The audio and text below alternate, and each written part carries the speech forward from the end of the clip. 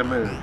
My name's Blake Cousins, and today we're at a government facility talking about MPTs, microwave power transmissions. In 1964, during World War II, MPT was created to transmit power through the atmosphere or outer space. Just last week, we received this amazing video of UFOs swarming an MPT transmission tower, similar to this one.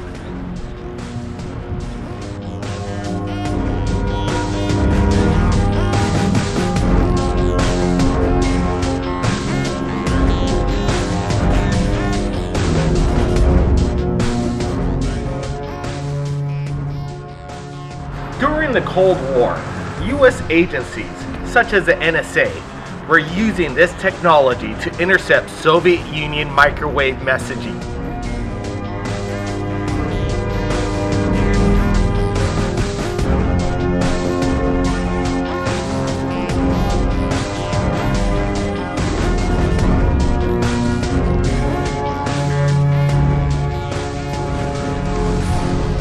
With the upper hand with U.S. intelligence, it allowed us to win the war without firing a shot.